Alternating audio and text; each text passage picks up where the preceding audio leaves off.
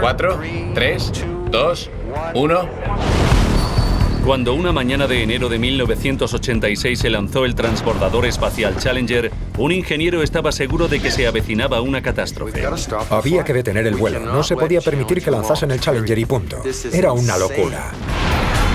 Y ha despegado. La misión número 25 de un transbordador espacial ha despegado. Ya ha salido de la torre. 73 segundos después, se produjo el desastre.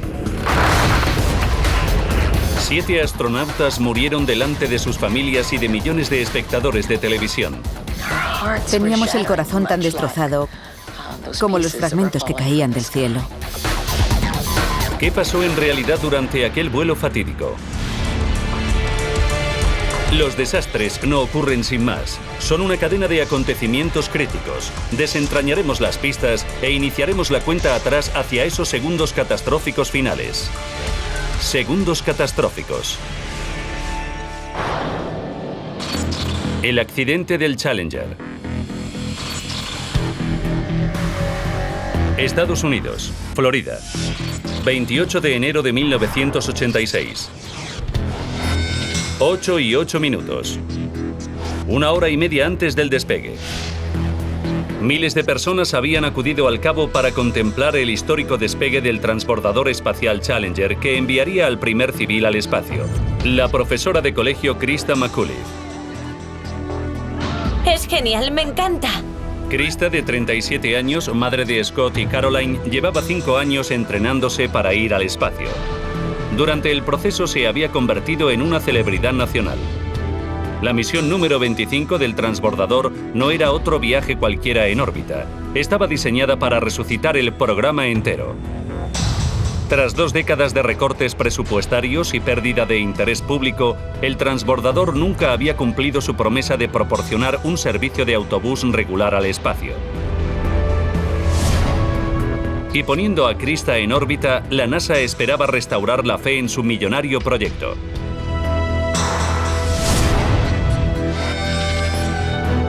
8:38 de la mañana, 1 hora antes del despegue. Krista y los otros 6 astronautas se vistieron y se prepararon para embarcar en el transbordador. El piloto Mike Smith iba a efectuar su primer lanzamiento. Los especialistas Ron McNair, Ellison Onizuka y Judy Resnick ya habían volado en 3 misiones. Era el primer viaje para el experto en satélites Greg Jarvis. Y al mando de la misión se encontraba el comandante Dick Scooby. Para Dick era un premio enorme ser por fin el comandante de una misión espacial. Le encantaba danzar por el cielo. De los 4 transbordadores de la flota, el Challenger era el más fiable con diferencia. Torre de control, llamando al comandante. Adelante. Muy bien, ya está todo listo. Damos por finalizado el embarque. Vale, recibido. Pero la misión no marchaba según lo planeado. Se había retrasado más de una semana por el mal tiempo. El clima, inusualmente frío, había cubierto la plataforma con placas de hielo de 7,5 centímetros de grosor y carámbanos de más de 1 metro de largo. Nunca se había lanzado un transbordador en esas condiciones tan extremas. Tenemos un problema, hay hielo en la estructura. 9:08. La torre de control decidió retrasar el lanzamiento 2 horas para ver si se derretía el hielo. 11:29. Torre de control, les informamos de que solo quedan 9 minutos para el lanzamiento. Vamos a revisar los sistemas de propulsión. Recibido. 9 minutos antes del lanzamiento, la torre de control decidió confirmar que todos los sistemas de propulsión del transbordador funcionaban correctamente. Preparados. La decisión fue unánime. Torre de control, soy Kennedy. Estamos listos para despegar. 3, 2, 1...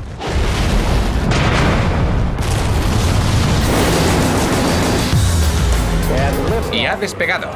La misión número 25 de un transbordador espacial ha despegado. Ya ha salido de la torre. Casi de inmediato el transbordador comenzó a maniobrar para girar y situarse en la trayectoria correcta para orbitar. El Challenger ya viajaba a casi 1.600 kilómetros por hora. Tras 58 segundos de vuelo se encontró con viento de lado, pero un segundo después la sacudida cesó. Entonces venía la parte más difícil del ascenso. Una fase conocida como Max Q, en la que las fuerzas aerodinámicas rozaban el máximo. Tras 66 segundos de vuelo, el Challenger recibió el visto bueno. Había superado a salvo la Max Q y entró en el aire más fino de la atmósfera superior. Entonces tenía que acelerar a más de 28.000 km por hora para escapar de la gravedad de la Tierra. Challenger, vaya a toda marcha. Recibido a toda marcha.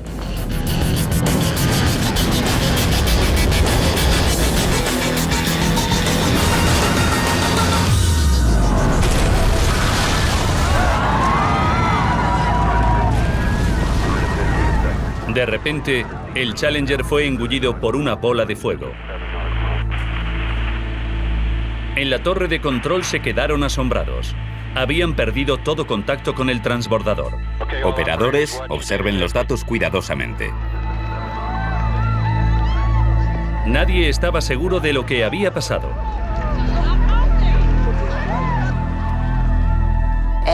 En ese momento, cuando más ilusionados estábamos, reventó y cayó. Cuando los restos cayeron a la Tierra y se hundieron en el Atlántico, se hizo evidente lo que había sucedido. Aquí Fide. Nos informan de que el transbordador ha estallado. Adelante. Recibido. El oficial de dinámica de vuelo nos ha informado de que el vehículo ha explotado. Increíblemente, cuando los restos emergieron del fuego, el compartimento de la tripulación aún permanecía intacto. ¿Se conoce el punto de impacto? Ahora mismo le informamos. De acuerdo. En la torre de control, Jay Green recibió el dato del sitio exacto donde los restos habían caído al mar. Han avisado a las Fuerzas Armadas y ya están de camino. Cuando los equipos de salvamento lograron localizar los restos del módulo de la tripulación, lo que descubrieron fue espeluznante. Cada astronauta llevaba un suministro de aire conectado al casco para usar en caso de emergencia. La NASA averiguó que 3 de ellos habían sido activados. Significaba que al menos 3 astronautas habían sobrevivido a la explosión y podían haber estado vivos durante la caída a la Tierra, un trayecto de más de 2 minutos y medio de duración.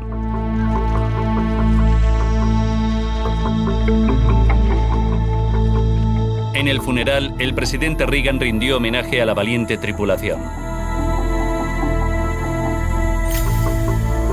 Todos los familiares de los astronautas estuvieron presentes, incluida June y su familia. Dick, Mike, Judy, Elle, Lom, Greg y Krista. Vuestras familias y vuestro país guardan luto por vuestro fallecimiento. Os decimos adiós, pero nunca os olvidaremos. Mientras Estados Unidos guardaba luto, la presión por averiguar lo que había provocado la explosión del transbordador iba en aumento. Una comisión presidencial pasó 5 meses investigando el desastre y descubrió que el cohete acelerador sólido derecho había funcionado mal. El acelerador estaba formado por 4 segmentos atornillados que se unían por unas ensambladuras selladas por un par de juntas tóricas de goma comprimida. En el momento de la ignición, el cohete arrancaba en menos de 0,01 de segundo y se desprendía del revestimiento de acero del acelerador. Las juntas tóricas tenían que expandirse a una velocidad mayor que un guiño para impedir que el combustible del cohete se fugase por la ensambladura. La comisión descubrió que debido a las gélidas temperaturas, las juntas tóricas de la ensambladura inferior del acelerador derecho no se expandieron tanto como deberían haberlo hecho.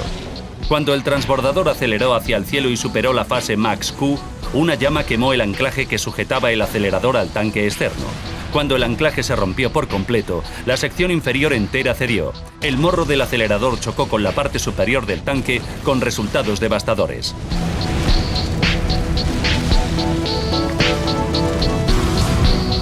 Pero un hombre estaba convencido de que había alguna explicación más aparte de las juntas tóricas y el mal tiempo. El famoso escritor Jim Childs ha pasado 20 años desentrañando uno de los peores desastres tecnológicos del mundo. Se creía que si fallaba una junta tórica, todo se desintegraría en la plataforma de lanzamiento. Pero no ocurrió así. Se desintegró 73 segundos después. ¿Por qué no estalló el Challenger en la plataforma de lanzamiento? ¿Qué causó que el desastre se produjera tras 73 segundos de vuelo? ¿Se podría haber salvado a la tripulación? Ahora revisaremos las pruebas y averiguaremos la cadena de sucesos críticos que condujo a la muerte de 7 astronautas.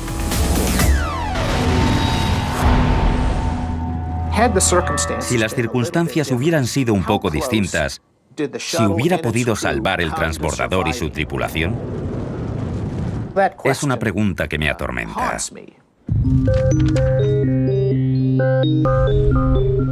La investigación original comenzó analizando el metraje grabado por más de 200 cámaras durante el transcurso de la misión.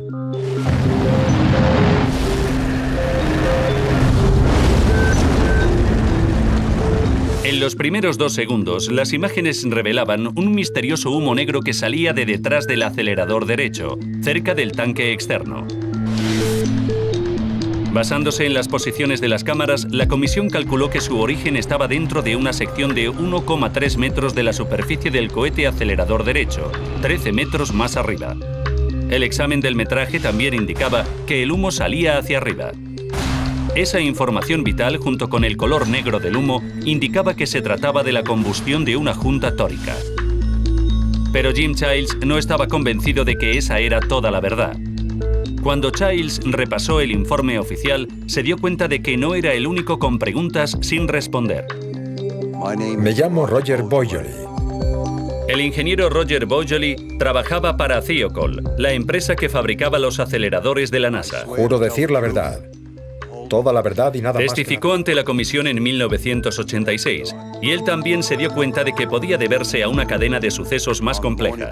Si se hubiera producido una filtración en la ensambladura, habría explotado durante la ignición. Y no solo habría destrozado el transbordador, y habría matado a los astronautas, también habría destrozado la plataforma de lanzamiento. La declaración de Boisjoly asombró a la comisión. Afirmó que él sabía que el mal tiempo pondría en peligro la misión.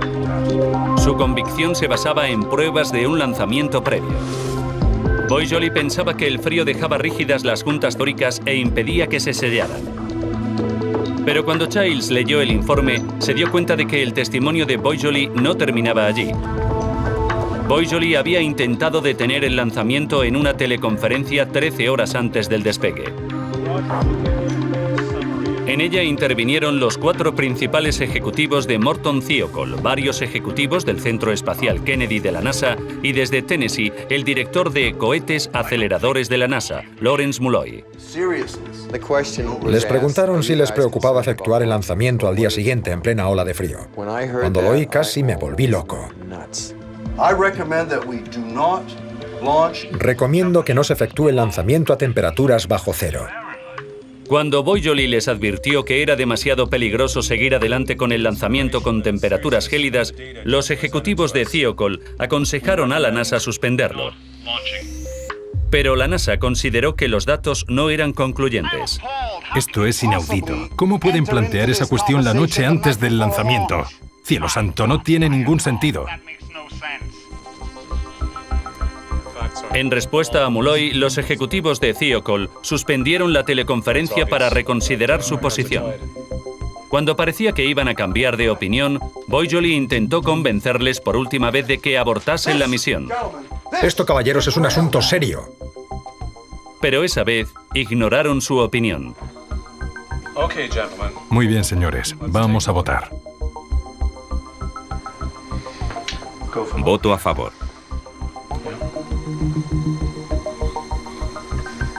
Los 4 ejecutivos acordaron acceder al lanzamiento.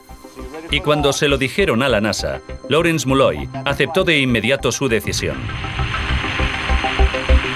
Al día siguiente, cuando Boisjoly presenció el lanzamiento, estaba seguro de que contemplaría una explosión de proporciones faraónicas a nivel del suelo. Cuando el transbordador entró en ignición y salió de la torre de lanzamiento, sentí un gran alivio. Pero, por supuesto, el alivio de Boisjoly duró poco.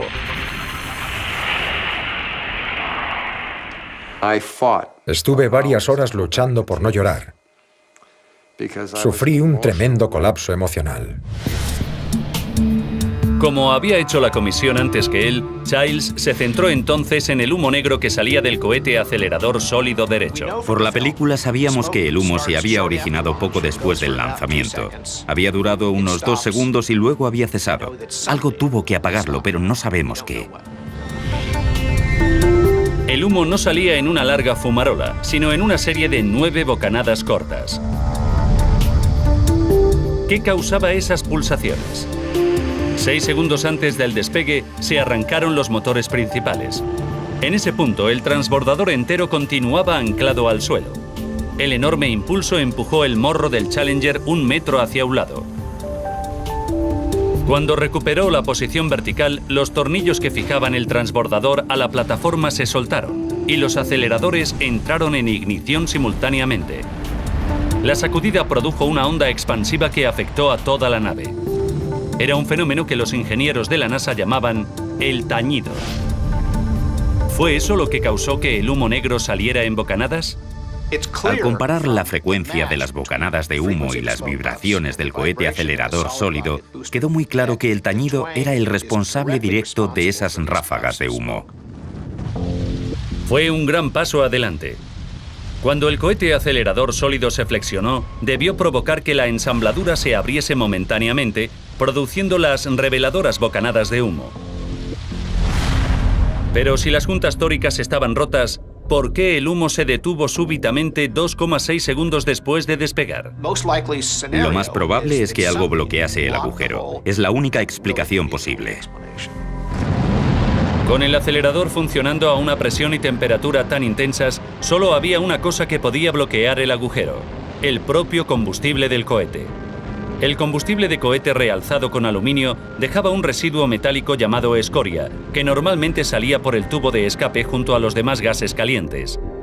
Tras leer los informes detallados, Childs pensó que la escoria tenía que ser la clave del misterio. Nunca conoceremos la dinámica exacta, pero encajaba con la física. La teoría era que cuando el acelerador entró en combustión, se acumuló escoria de aluminio alrededor del hueco dejado por la junta tórica en llamas e impidió que los gases calientes se filtrasen por la ensambladura. Ese mecanismo explicaría por fin por qué el transbordador no explotó al despegar.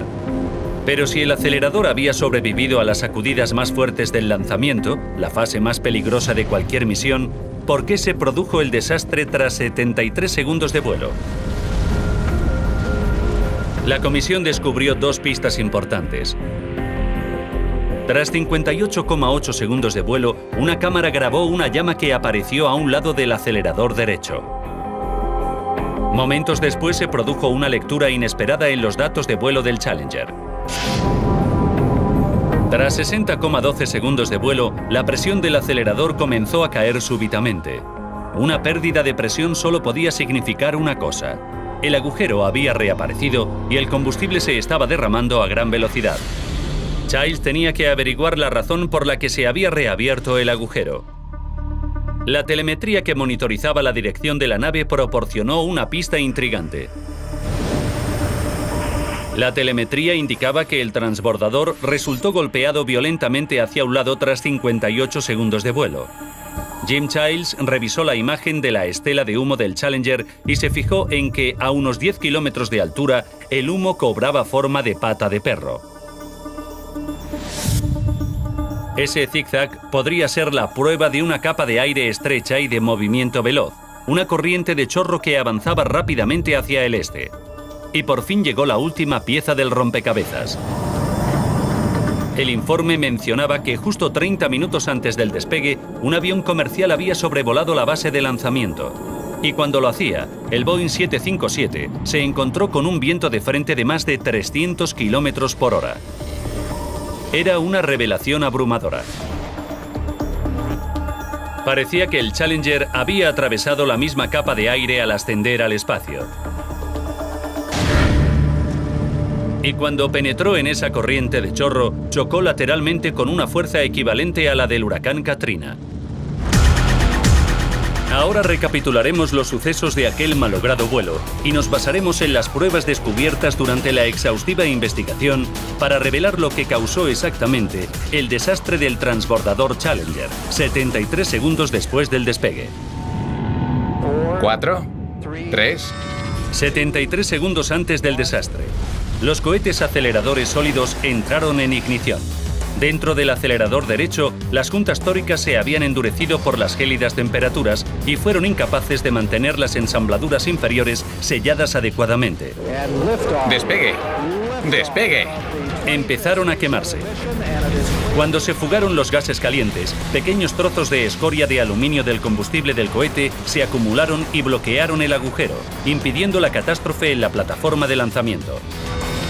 15 segundos antes del desastre, el Challenger entró en una corriente de chorro de veloz movimiento pero muy estrecha y sufrió una violenta sacudida. La escoria de aluminio se desprendió. Casi inmediatamente apareció una llama en el cohete acelerador sólido derecho. 8 segundos antes del desastre. La llama penetró en el tanque externo con la intensidad de un soplete y el hidrógeno líquido comenzó a derramarse. 1 segundo antes del desastre. Se rompió el anclaje entre el acelerador y el tanque y se desprendió la sección inferior entera. El incendio empujó el compartimento del hidrógeno líquido hacia arriba contra el contenedor relleno de oxígeno, a la vez que el acelerador chocaba con la parte superior del tanque externo. Casi 2 millones de litros de combustible se prendieron fuego instantáneamente. El transbordador se desintegró. En su informe final, la Comisión Presidencial achacó el desastre del transbordador Challenger al mal tiempo, las malas decisiones y un programa de vuelo poco realista. Consideró tanto a los ejecutivos de la NASA como a los de Morton Thiokol responsables de la decisión de volar. En los meses posteriores al desastre, Morton Thiokol pagó $4,6 millones a las familias de los astronautas, pero firmó un contrato con la NASA valorado en $1.800 millones para desarrollar una nueva generación de cohetes aceleradores. Lawrence Mulloy, ejecutivo de la NASA, fue ascendido a subdirector de todos los sistemas de propulsión. Roger Boisjoly dimitió de Morton Thiokol y sufrió una crisis nerviosa. El programa de transbordadores fue suspendido durante 3 años mientras se rediseñaban las naves y se les instalaba una amplia variedad de nuevos sistemas de seguridad. Pero incluso así, en 2003, el Columbia ardió en su viaje de regreso desde el espacio. Perdieron la vida 7 astronautas más. La investigación del accidente concluyó que la NASA no había sido capaz de aprender la lección del Challenger.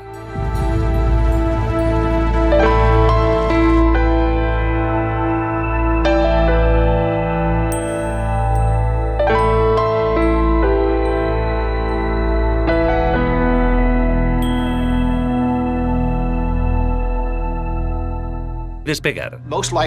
Lo más probable es que algo bloquease el agujero. Es la única explicación posible. Con el acelerador funcionando a una presión y temperatura tan intensas, solo había una cosa que podía bloquear el agujero: el propio combustible del cohete. El combustible de cohete realzado con aluminio dejaba un residuo metálico llamado escoria, que normalmente salía por el tubo de escape junto a los demás gases calientes. Tras leer los informes detallados, Childs pensó que la escoria tenía que ser la clave del misterio. Nunca conoceremos la dinámica exacta, pero encajaba con la física. La teoría era que cuando el acelerador entró en combustión, se acumuló escoria de aluminio alrededor del hueco dejado por la junta tórica en llamas e impidió que los gases calientes se filtrasen por la ensambladura. Ese mecanismo explicaría por fin por qué el transbordador no explotó al despegar. Pero si el acelerador había sobrevivido a las sacudidas más fuertes del lanzamiento, la fase más peligrosa de cualquier misión, ¿por qué se produjo el desastre tras 73 segundos de vuelo? La comisión descubrió 2 pistas importantes. Tras 58,8 segundos de vuelo, una cámara grabó una llama que apareció a un lado del acelerador derecho. Momentos después se produjo una lectura inesperada en los datos de vuelo del Challenger. Tras 60,12 segundos de vuelo, la presión del acelerador comenzó a caer súbitamente. Una pérdida de presión solo podía significar una cosa: el agujero había reaparecido y el combustible se estaba derramando a gran velocidad. Childs tenía que averiguar la razón por la que se había reabierto el agujero. La telemetría que monitorizaba la dirección de la nave proporcionó una pista intrigante. La telemetría indicaba que el transbordador resultó golpeado violentamente hacia un lado tras 58 segundos de vuelo. Jim Childs revisó la imagen de la estela de humo del Challenger y se fijó en que a unos 10 kilómetros de altura el humo cobraba forma de pata de perro. Ese zigzag podría ser la prueba de una capa de aire estrecha y de movimiento veloz, una corriente de chorro que avanzaba rápidamente hacia el este. Y por fin llegó la última pieza del rompecabezas. El informe mencionaba que justo 30 minutos antes del despegue, un avión comercial había sobrevolado la base de lanzamiento. Y cuando lo hacía, el Boeing 757 se encontró con un viento de frente de más de 300 kilómetros por hora. Era una revelación abrumadora.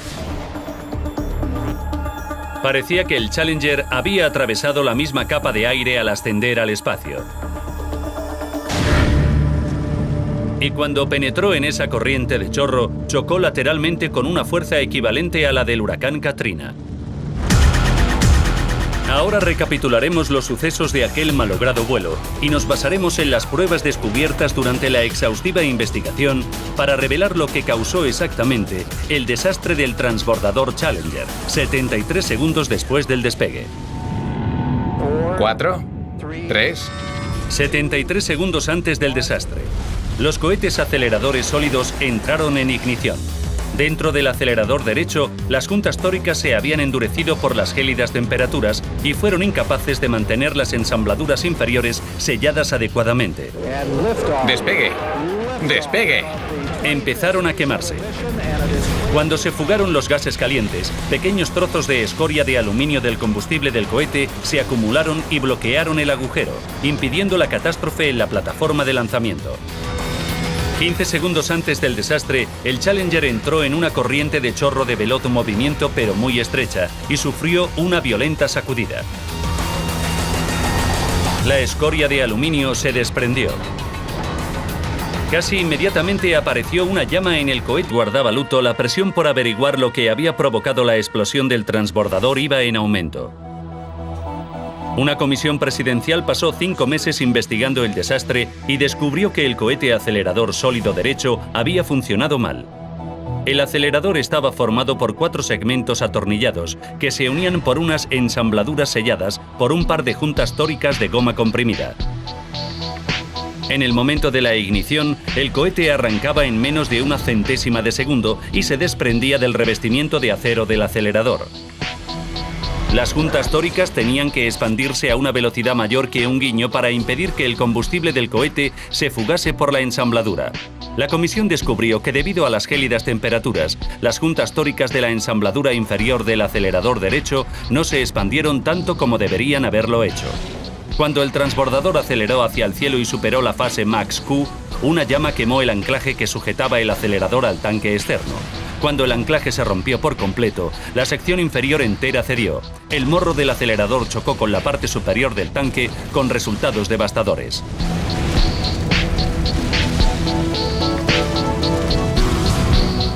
Pero un hombre estaba convencido de que había alguna explicación más aparte de las juntas tóricas y el mal tiempo. El famoso escritor Jim Childs ha pasado 20 años desentrañando uno de los peores desastres tecnológicos del mundo. Se creía que si fallaba una junta tórica, todo se desintegraría en la plataforma de lanzamiento. Pero no ocurrió así. Se desintegró 73 segundos después. ¿Por qué no estalló el Challenger en la plataforma de lanzamiento? ¿Qué causó que el desastre se produjera tras 73 segundos de vuelo? ¿Se podría haber salvado a la tripulación? Ahora revisaremos las pruebas y averiguaremos la cadena de sucesos críticos que condujo a la muerte de 7 astronautas.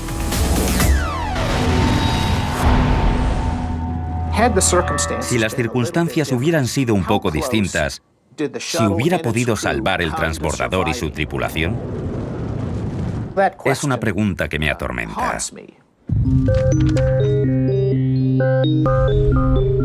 La investigación original comenzó analizando el metraje grabado por más de 200 cámaras durante el transcurso de la misión.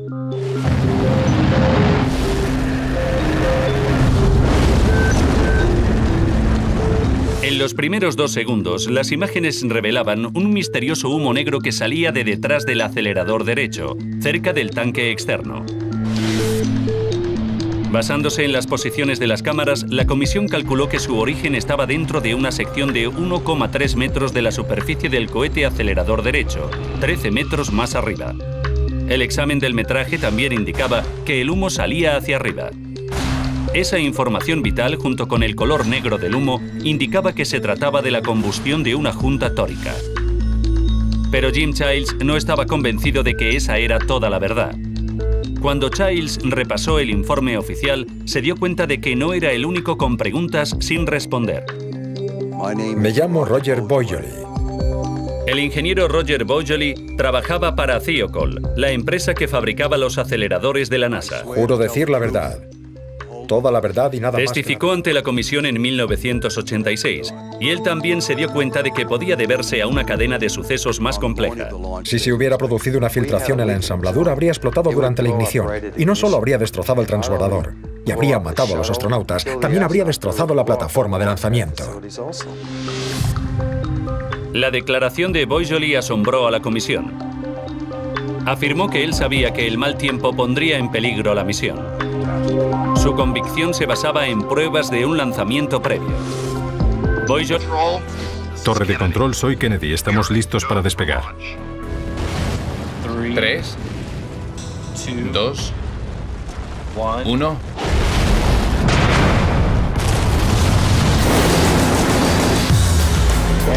Y ha despegado. La misión número 25 de un transbordador espacial ha despegado. Ya ha salido de la torre. Casi de inmediato el transbordador comenzó a maniobrar para girar y situarse en la trayectoria correcta para orbitar. El Challenger ya viajaba a casi 1.600 kilómetros por hora. Tras 58 segundos de vuelo se encontró con viento de lado, pero un segundo después la sacudida cesó. Entonces venía la parte más difícil del ascenso. Una fase conocida como Max Q, en la que las fuerzas aerodinámicas rozaban el máximo. Tras 66 segundos de vuelo, el Challenger recibió el visto bueno. Había superado a salvo la Max Q y entró en el aire más fino de la atmósfera superior. Entonces tenía que acelerar a más de 28.000 kilómetros por hora para escapar de la gravedad de la Tierra. Challenger, vaya a toda marcha. Recibido a toda marcha.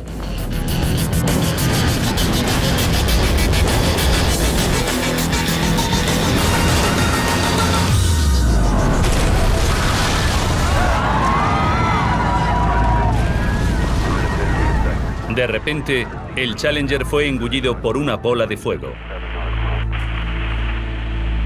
En la torre de control se quedaron asombrados. Habían perdido todo contacto con el transbordador. Operadores, observen los datos cuidadosamente. Nadie estaba seguro de lo que había pasado.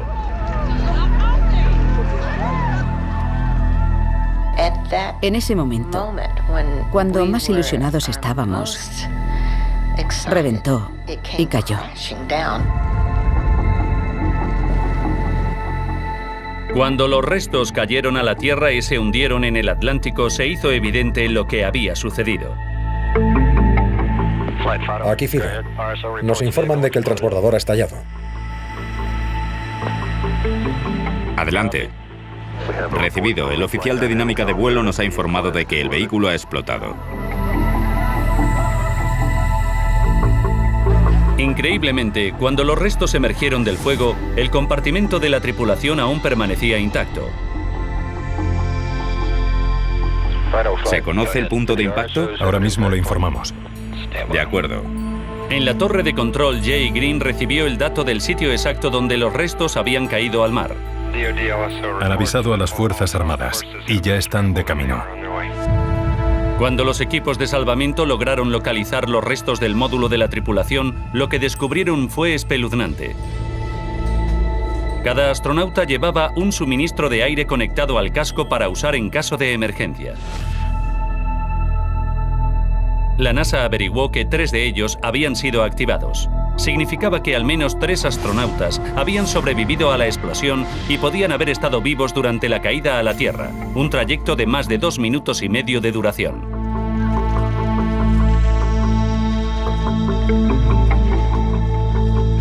En el funeral, el presidente Reagan rindió homenaje a la valiente tripulación. Todos los familiares de los astronautas estuvieron presentes, incluida June y su familia. Dick, Mike, Judy, Elle, Lom, Greg y Krista. Vuestras familias y vuestro país guardan luto por vuestro fallecimiento. Os decimos adiós, pero nunca os olvidaremos. Mientras Estados Unidos... 4, 3, 2, 1... Cuando una mañana de enero de 1986 se lanzó el transbordador espacial Challenger, un ingeniero estaba seguro de que se avecinaba una catástrofe. Había que detener el vuelo. No se podía permitir que lanzasen el Challenger y punto. Era una locura. Y ha despegado. La misión número 25 de un transbordador espacial ha despegado. Ya ha salido de la torre. 73 segundos después, se produjo el desastre. 7 astronautas murieron delante de sus familias y de millones de espectadores de televisión. Teníamos el corazón tan destrozado como los fragmentos que caían del cielo. ¿Qué pasó en realidad durante aquel vuelo fatídico? Los desastres no ocurren sin más. Son una cadena de acontecimientos críticos. Desentrañaremos las pistas e iniciaremos la cuenta atrás hacia esos segundos catastróficos finales. Segundos catastróficos. El accidente del Challenger. Estados Unidos, Florida. 28 de enero de 1986. 8:08. 1 hora y media antes del despegue. Miles de personas habían acudido al cabo para contemplar el histórico despegue del transbordador espacial Challenger que enviaría al primer civil al espacio. La profesora de colegio Krista McCulley. Es genial, me encanta. Krista, de 37 años, madre de Scott y Caroline, llevaba 5 años entrenándose para ir al espacio. Durante el proceso se había convertido en una celebridad nacional. La misión número 25 del transbordador no era otro viaje cualquiera en órbita. Estaba diseñada para resucitar el programa entero. Tras 2 décadas de recortes presupuestarios y pérdida de interés público, el transbordador nunca había cumplido su promesa de proporcionar un servicio de autobús regular al espacio. Y poniendo a Krista en órbita, la NASA esperaba restaurar la fe en su millonario proyecto.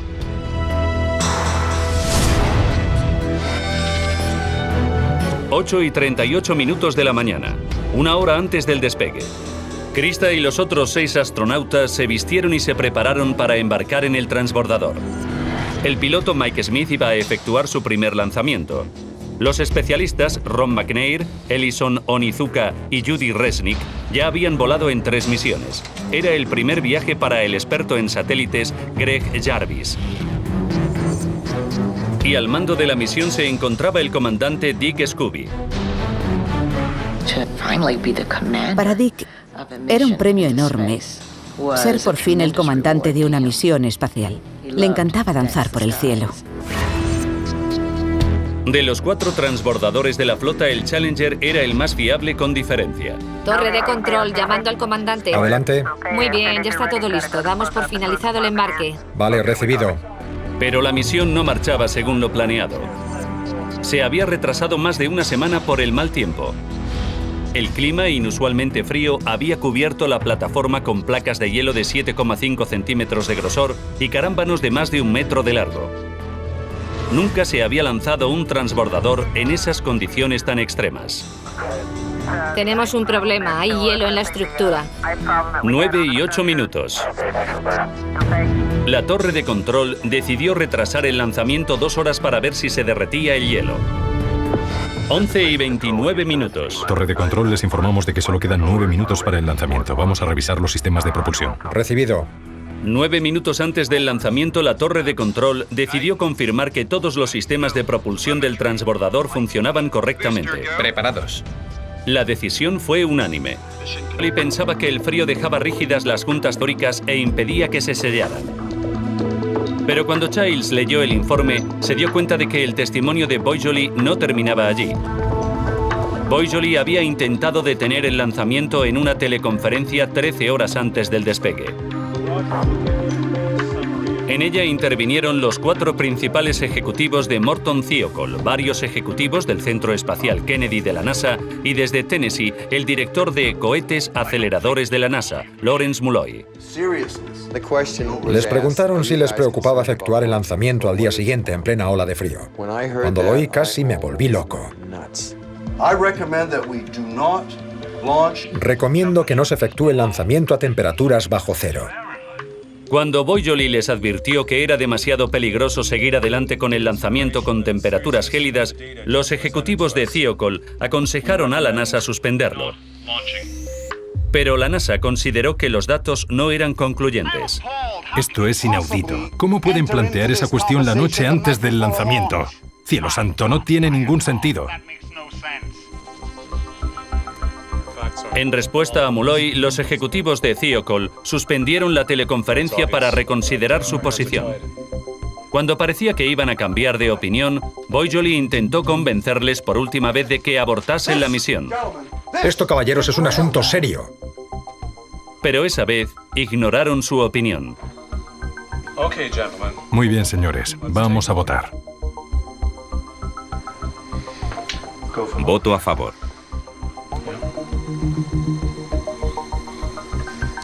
Los 4 ejecutivos acordaron acceder al lanzamiento. Y cuando se lo dijeron a la NASA, Lawrence Mulloy aceptó de inmediato su decisión. Al día siguiente, cuando Boisjoli presenció el lanzamiento, estaba seguro de que contemplaría una explosión de proporciones faraónicas a nivel del suelo. Cuando el transbordador entró en ignición y salió de la torre de lanzamiento, sentí un gran alivio. Pero, por supuesto, el alivio de Boisjoli duró poco.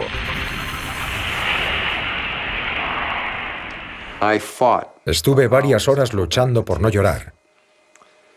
Sufrí un tremendo colapso emocional. Como había hecho la comisión antes que él, Childs se centró entonces en el humo negro que salía del cohete acelerador sólido derecho. Por la película sabíamos que el humo se había originado poco después del lanzamiento. Había durado unos 2 segundos y luego había cesado. Algo tuvo que apagarlo, pero no sabemos qué. El humo no salía en una larga fumarola, sino en una serie de 9 bocanadas cortas. ¿Qué causaba esas pulsaciones? 6 segundos antes del despegue, se arrancaron los motores principales. En ese punto, el transbordador entero continuaba anclado al suelo. El enorme impulso empujó el morro del Challenger 1 metro hacia un lado. Cuando recuperó la posición vertical, los tornillos que fijaban el transbordador a la plataforma se soltaron y los aceleradores entraron en ignición simultáneamente. La sacudida produjo una onda expansiva que afectó a toda la nave. Era un fenómeno que los ingenieros de la NASA llamaban el tañido. ¿Fue eso lo que causó que el humo negro saliera en bocanadas? Al comparar la frecuencia de las bocanadas de humo y las vibraciones del cohete acelerador sólido, quedó muy claro que el tañido era el responsable directo de esas ráfagas de humo. Fue un gran paso adelante. Cuando el cohete acelerador sólido se flexionó, debió provocar que la ensambladura se abriese momentáneamente, produciendo las reveladoras bocanadas de humo. Pero si las juntas tóricas estaban rotas, ¿Por qué el humo se detuvo súbitamente 2,6 derecho? Las juntas tóricas se habían endurecido por las gélidas temperaturas y fueron incapaces de mantener las ensambladuras inferiores selladas adecuadamente. ¡Despegue! ¡Despegue! Empezaron a quemarse. Cuando se fugaron los gases calientes, pequeños trozos de escoria de aluminio del combustible del cohete se acumularon y bloquearon el agujero, impidiendo la catástrofe en la plataforma de lanzamiento. 15 segundos antes del desastre, el Challenger entró en una corriente de chorro de veloz movimiento pero muy estrecha y sufrió una violenta sacudida. La escoria de aluminio se desprendió. Casi inmediatamente apareció una llama en el cohete acelerador sólido derecho. 8 segundos antes del desastre. La llama penetró en el tanque externo con la intensidad de un soplete y el hidrógeno líquido comenzó a derramarse. Un segundo antes del desastre. Se rompió el anclaje entre el acelerador y el tanque y se desprendió la sección inferior entera. El incendio empujó el compartimento del hidrógeno líquido hacia arriba contra el contenedor relleno de oxígeno, a la vez que el acelerador chocaba con la parte superior del tanque externo. Casi 2 millones de litros de combustible se prendieron fuego instantáneamente. El transbordador se desintegró. En su informe final, la Comisión Presidencial achacó el desastre del transbordador Challenger al mal tiempo, las malas decisiones y un programa de vuelo poco realista. Consideró tanto a los ejecutivos de la NASA como a los de Morton Thiokol responsables de la decisión de volar. En los meses posteriores al desastre, Morton Thiokol pagó $4,6 millones a las familias de los astronautas, pero firmó un contrato con la NASA valorado en $1.800 millones para desarrollar una nueva generación de cohetes aceleradores. Lawrence Mulloy, ejecutivo de la NASA, fue ascendido a subdirector de todos los sistemas de propulsión. Roger Boisjoly dimitió de Morton Thiokol y sufrió una crisis nerviosa. El programa de transbordadores fue suspendido durante 3 años mientras se rediseñaban las naves y se les instalaba una amplia variedad de nuevos sistemas de seguridad. Pero incluso así, en 2003, el Columbia ardió en su viaje de regreso desde el espacio. Perdieron la vida 7 astronautas más. La investigación del accidente concluyó que la NASA no había sido capaz de aprender la lección del Challenger.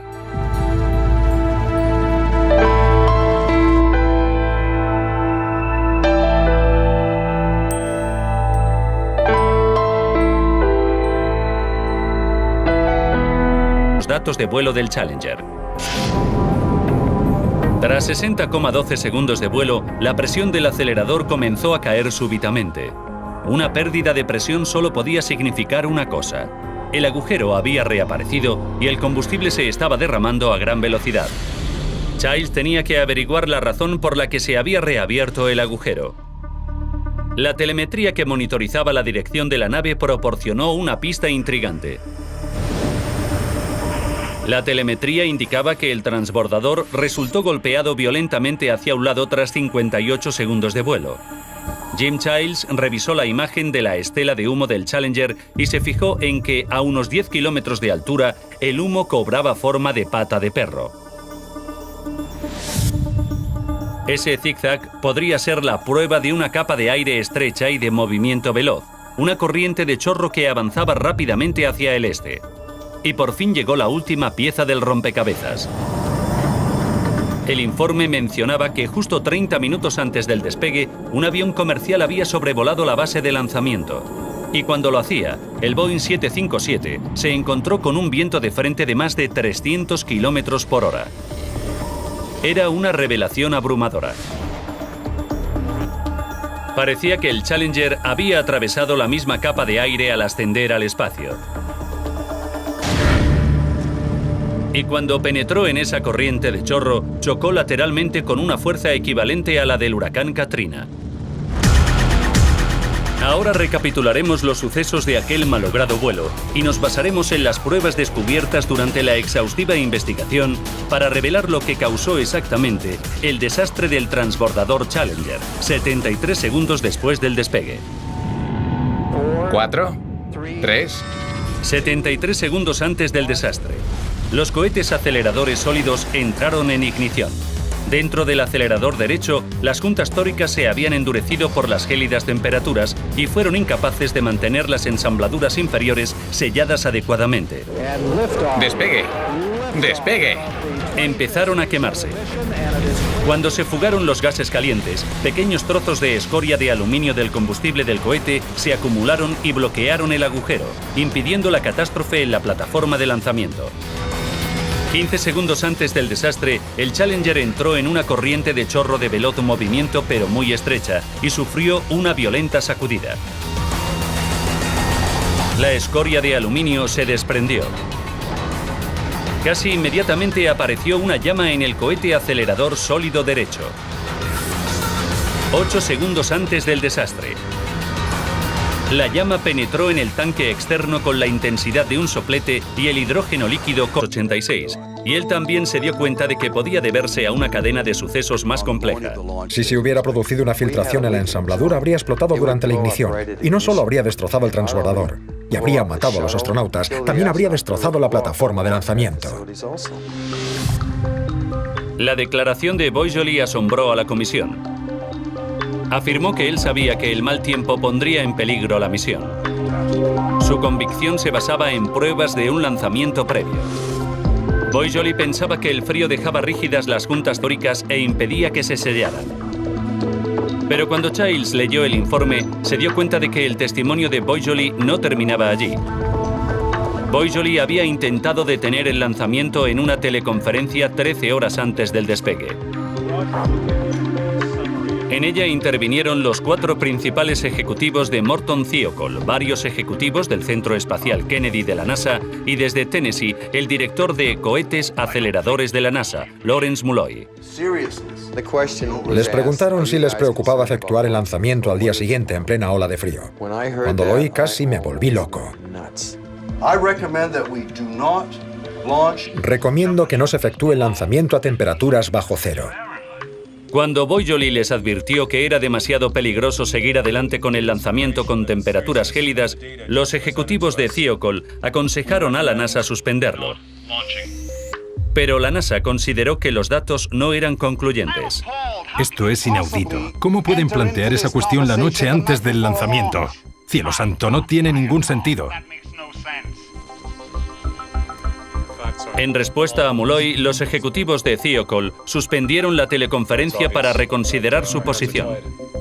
Cuando parecía que iban a cambiar de opinión, Boisjoly intentó convencerles por última vez de que abortasen la misión. Esto, caballeros, es un asunto serio. Pero esa vez ignoraron su opinión. Muy bien, señores. Vamos a votar. Voto a favor.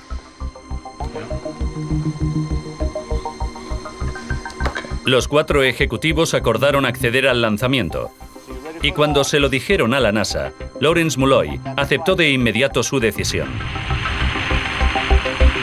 Al día siguiente, cuando Boisjoly presenció el lanzamiento, estaba seguro de que contemplaría una explosión de proporciones faraónicas a nivel del suelo. Cuando el transbordador entró en ignición y salió de la torre de lanzamiento, sentí un gran alivio. Pero, por supuesto, el alivio de Boisjoly duró poco.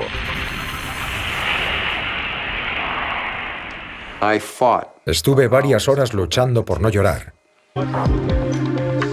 En ella intervinieron los 4 principales ejecutivos de Morton Thiokol, varios ejecutivos del Centro Espacial Kennedy de la NASA y desde Tennessee, el director de cohetes aceleradores de la NASA, Lawrence Mulloy. Les preguntaron si les preocupaba efectuar el lanzamiento al día siguiente en plena ola de frío. Cuando lo oí casi me volví loco. Recomiendo que no se efectúe el lanzamiento a temperaturas bajo cero. Cuando Boisjoly les advirtió que era demasiado peligroso seguir adelante con el lanzamiento con temperaturas gélidas, los ejecutivos de Thiokol aconsejaron a la NASA suspenderlo. Pero la NASA consideró que los datos no eran concluyentes. Esto es inaudito. ¿Cómo pueden plantear esa cuestión la noche antes del lanzamiento? Cielo santo, no tiene ningún sentido. En respuesta a Mulloy, los ejecutivos de Thiokol suspendieron la teleconferencia para reconsiderar su posición. Cuando parecía que iban a cambiar de opinión, Boisjoly intentó convencerles por última vez de que abortasen la misión. Esto, caballeros, es un asunto serio. Pero esa vez ignoraron su opinión. Muy bien, señores. Vamos a votar. Voto a favor.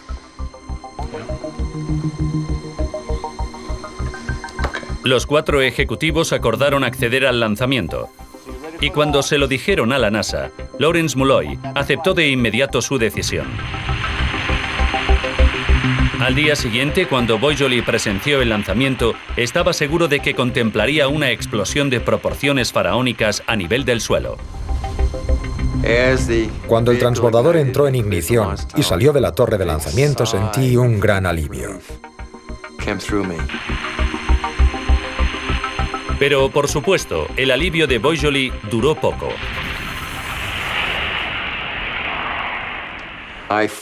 Estuve varias horas luchando por no llorar. Sufrí un tremendo colapso emocional.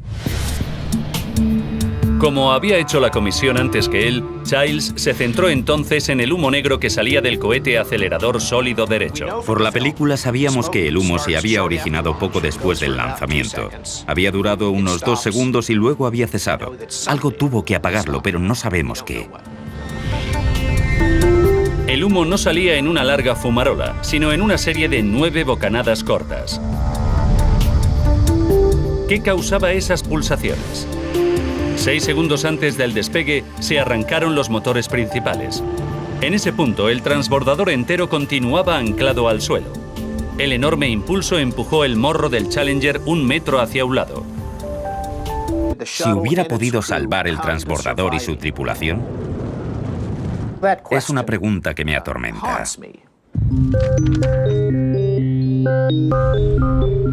La investigación original comenzó analizando el metraje grabado por más de 200 cámaras durante el transcurso de la misión.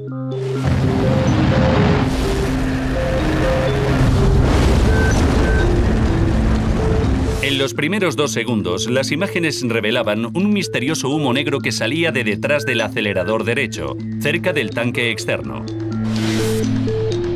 Basándose en las posiciones de las cámaras, la comisión calculó que su origen estaba dentro de una sección de 1,3 metros de la superficie del cohete acelerador derecho, 13 metros más arriba. El examen del metraje también indicaba que el humo salía hacia arriba. Esa información vital, junto con el color negro del humo, indicaba que se trataba de la combustión de una junta tórica. Pero Jim Childs no estaba convencido de que esa era toda la verdad. Cuando Childs repasó el informe oficial, se dio cuenta de que no era el único con preguntas sin responder. Me llamo Roger Boisjoly. El ingeniero Roger Boisjoly trabajaba para Thiokol, la empresa que fabricaba los aceleradores de la NASA. Juro decir la verdad. Toda la verdad y nada más. Testificó ante la comisión en 1986, y él también se dio cuenta de que podía deberse a una cadena de sucesos más compleja. Si se hubiera producido una filtración en la ensambladura, habría explotado durante la ignición. Y no solo habría destrozado el transbordador, y habría matado a los astronautas, también habría destrozado la plataforma de lanzamiento. La declaración de Boisjoly asombró a la comisión. Afirmó que él sabía que el mal tiempo pondría en peligro la misión. Su convicción se basaba en pruebas de un lanzamiento previo. Boisjoly pensaba que el frío dejaba rígidas las juntas tóricas e impedía que se sellaran. Pero cuando Childs leyó el informe, se dio cuenta de que el testimonio de Boisjoly no terminaba allí. Boisjoly había intentado detener el lanzamiento en una teleconferencia 13 horas antes del despegue. En ella intervinieron los 4 principales ejecutivos de Morton Thiokol, varios ejecutivos del Centro Espacial Kennedy de la NASA y desde Tennessee, el director de cohetes aceleradores de la NASA, Lawrence Mulloy. Les preguntaron si les preocupaba efectuar el lanzamiento al día siguiente en plena ola de frío. Cuando lo oí casi me volví loco. Recomiendo que no se efectúe el lanzamiento a temperaturas bajo cero.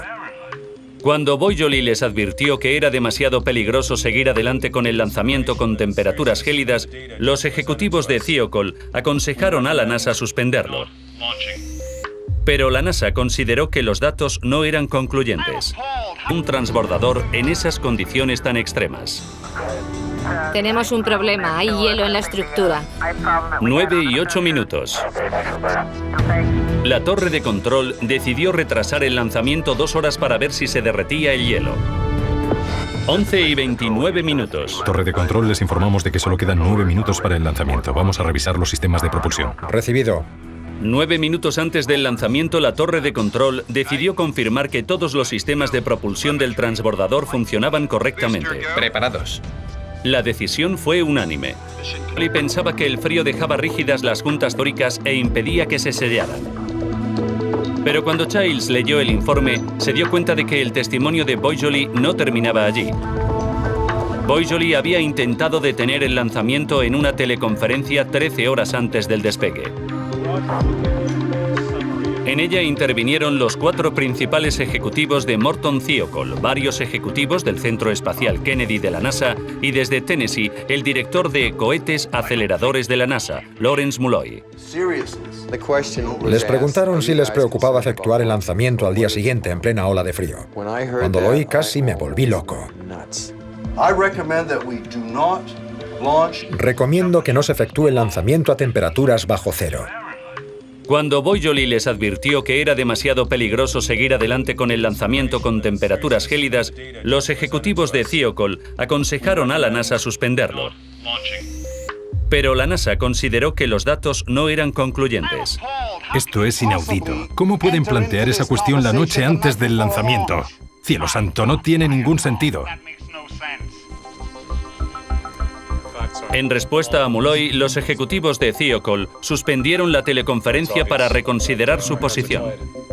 Cuando parecía que iban a cambiar de opinión, Boisjoly intentó convencerles por última vez de que abortasen la misión. Esto, caballeros, es un asunto serio. Pero esa vez ignoraron su opinión. Muy bien, señores. Vamos a votar. Voto a favor.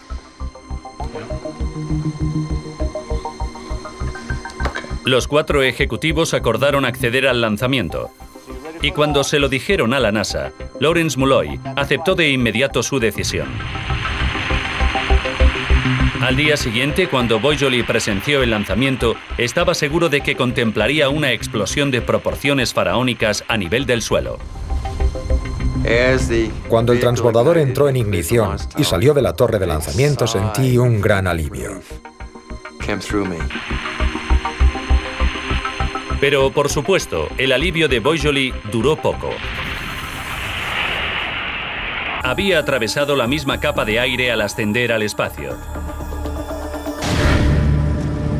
Y cuando penetró en esa corriente de chorro, chocó lateralmente con una fuerza equivalente a la del huracán Katrina. Ahora recapitularemos los sucesos de aquel malogrado vuelo y nos basaremos en las pruebas descubiertas durante la exhaustiva investigación para revelar lo que causó exactamente el desastre del transbordador Challenger, 73 segundos después del despegue. 4, 3... 73 segundos antes del desastre. Los cohetes aceleradores sólidos entraron en ignición. Dentro del acelerador derecho, las juntas tóricas se habían endurecido por las gélidas temperaturas y fueron incapaces de mantener las ensambladuras inferiores selladas adecuadamente. ¡Despegue! ¡Despegue! Empezaron a quemarse. Cuando se fugaron los gases calientes, pequeños trozos de escoria de aluminio del combustible del cohete se acumularon y bloquearon el agujero, impidiendo la catástrofe en la plataforma de lanzamiento. 15 segundos antes del desastre, el Challenger entró en una corriente de chorro de veloz movimiento pero muy estrecha y sufrió una violenta sacudida. La escoria de aluminio se desprendió. Casi inmediatamente apareció una llama en el cohete acelerador sólido derecho. 8 segundos antes del desastre. La llama penetró en el tanque externo con la intensidad de un soplete y el hidrógeno líquido comenzó a derramarse. 1 segundo antes del desastre. Se rompió el anclaje entre el acelerador y el tanque y se desprendió la sección inferior entera. El incendio empujó el compartimento del hidrógeno líquido hacia arriba contra el contenedor relleno de oxígeno, a la vez que el acelerador chocaba con la parte superior del tanque externo. Casi 2 millones de litros de combustible se prendieron fuego instantáneamente. El transbordador se desintegró. En su informe final, la comisión presidencial achacó el desastre del transbordador Challenger al mal tiempo, las malas decisiones y un programa de vuelo poco realista. Consideró tanto a los ejecutivos de la NASA como a los de Morton Thiokol responsables de la decisión de volar. En los meses posteriores al desastre, Morton Thiokol pagó $4,6 millones a las familias de los astronautas, pero firmó un contrato con la NASA valorado en $1.800 millones para desarrollar una nueva generación de cohetes aceleradores. Lawrence Mulloy, ejecutivo de la NASA, fue ascendido a subdirector de todos los sistemas de propulsión. Roger Boisjoly dimitió de Morton Thiokol y sufrió una crisis nerviosa. Grosa de cualquier misión, ¿por qué se produjo el desastre tras 73 segundos de vuelo? La comisión descubrió 2 pistas importantes. Tras 58,8 segundos de vuelo, una cámara grabó una llama que apareció a un lado del acelerador derecho. Momentos después se produjo una lectura inesperada en los datos de vuelo del Challenger. Tras 60,12 segundos de vuelo, la presión del acelerador comenzó a caer súbitamente. Una pérdida de presión solo podía significar una cosa: el agujero había reaparecido y el combustible se estaba derramando a gran velocidad. Childs tenía que averiguar la razón por la que se había reabierto el agujero. La telemetría que monitorizaba la dirección de la nave proporcionó una pista intrigante. La telemetría indicaba que el transbordador resultó golpeado violentamente hacia un lado tras 58 segundos de vuelo. Jim Childs revisó la imagen de la estela de humo del Challenger y se fijó en que a unos 10 kilómetros de altura el humo cobraba forma de pata de perro. Ese zigzag podría ser la prueba de una capa de aire estrecha y de movimiento veloz, una corriente de chorro que avanzaba rápidamente hacia el este. Y por fin llegó la última pieza del rompecabezas. El informe mencionaba que justo 30 minutos antes del despegue, un avión comercial había sobrevolado la base de lanzamiento. Y cuando lo hacía, el Boeing 757 se encontró con un viento de frente de más de 300 kilómetros por hora. Era una revelación abrumadora. Parecía que el Challenger había atravesado la misma capa de aire al ascender al espacio. Y cuando penetró en esa corriente de chorro, chocó lateralmente con una fuerza equivalente a la del huracán Katrina. Ahora recapitularemos los sucesos de aquel malogrado vuelo y nos basaremos en las pruebas descubiertas durante la exhaustiva investigación para revelar lo que causó exactamente el desastre del transbordador Challenger, 73 segundos después del despegue. 4, 3... 73 segundos antes del desastre. Los cohetes aceleradores sólidos entraron en ignición. Dentro del acelerador derecho, las juntas tóricas se habían endurecido por las gélidas temperaturas y fueron incapaces de mantener las ensambladuras inferiores selladas adecuadamente. ¡Despegue! ¡Despegue! Empezaron a quemarse. Cuando se fugaron los gases calientes, pequeños trozos de escoria de aluminio del combustible del cohete se acumularon y bloquearon el agujero, impidiendo la catástrofe en la plataforma de lanzamiento. 15 segundos antes del desastre, el Challenger entró en una corriente de chorro de veloz movimiento pero muy estrecha. Expandieron tanto como deberían haberlo hecho. Cuando el transbordador aceleró hacia el cielo y superó la fase Max Q, una llama quemó el anclaje que sujetaba el acelerador al tanque externo. Cuando el anclaje se rompió por completo, la sección inferior entera cedió. El morro del acelerador chocó con la parte superior del tanque, con resultados devastadores.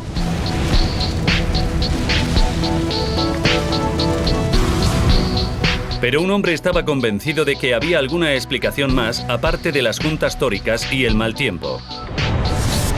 El famoso escritor Jim Childs ha pasado 20 años desentrañando uno de los peores desastres tecnológicos del mundo. Se creía que si fallaba una junta tórica, todo se desintegraría en la plataforma de lanzamiento. Pero no ocurrió así. Se desintegró 73 segundos después. ¿Por qué no estalló el Challenger en la plataforma de lanzamiento? ¿Qué causó que el desastre se produjera tras 73 segundos de vuelo? ¿Se podría haber salvado a la tripulación? Ahora revisaremos las pruebas y averiguaremos la cadena de sucesos críticos que condujo a la muerte de 7 astronautas.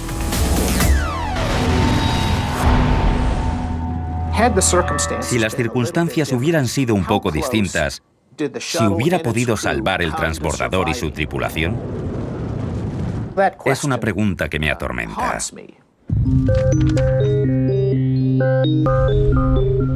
La investigación original comenzó analizando el metraje grabado por más de 200 cámaras durante el transcurso de la misión.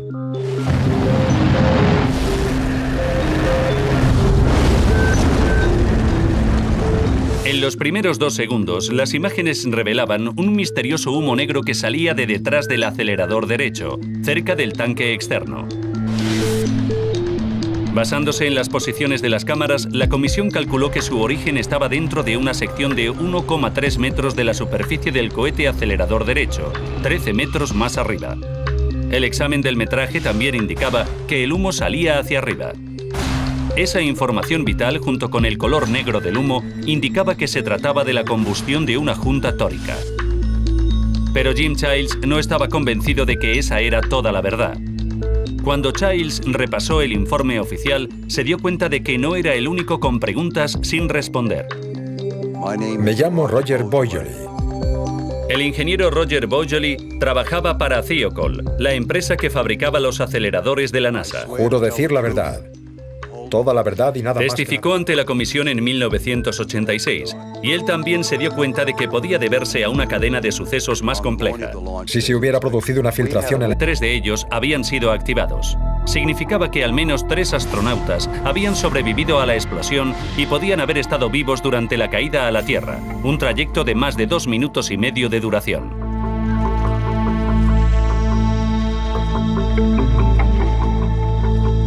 En el funeral, el presidente Reagan rindió homenaje a la valiente tripulación. Todos los familiares de los astronautas estuvieron presentes, incluida June y su familia. Dick, Mike, Judy, Elle, Lom, Greg y Krista. Vuestras familias y vuestro país guardan luto por vuestro fallecimiento. Os decimos adiós, pero nunca os olvidaremos. Mientras Estados Unidos guardaba luto, la presión por averiguar lo que había provocado la explosión del transbordador iba en aumento. Una comisión presidencial pasó 5 meses investigando el desastre y descubrió que el cohete acelerador sólido derecho había funcionado mal. El acelerador estaba formado por 4 segmentos atornillados que se unían por unas ensambladuras selladas por un par de juntas tóricas de goma comprimida. En el momento de la ignición, el cohete arrancaba en menos de 1 centésima de segundo y se desprendía del revestimiento de acero del acelerador. Las juntas tóricas tenían que expandirse a una velocidad mayor que un guiño para impedir que el combustible del cohete se fugase por la ensambladura. La comisión descubrió que debido a las gélidas temperaturas, las juntas tóricas de la ensambladura inferior del acelerador derecho no se expandieron tanto como deberían haberlo hecho. Cuando el transbordador aceleró hacia el cielo y superó la fase Max Q, una llama quemó el anclaje que sujetaba el acelerador al tanque externo. Cuando el anclaje se rompió por completo, la sección inferior entera cedió. El morro del acelerador chocó con la parte superior del tanque, con resultados devastadores.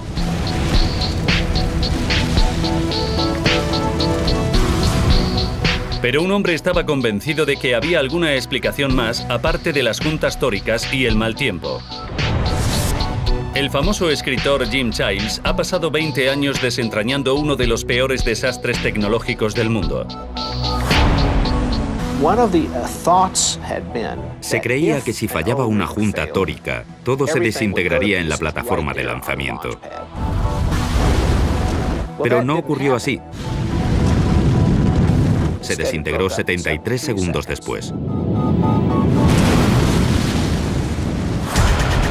¿Por qué no estalló el Challenger en la plataforma de lanzamiento? ¿Qué causó que el desastre se produjera tras 73 segundos de vuelo?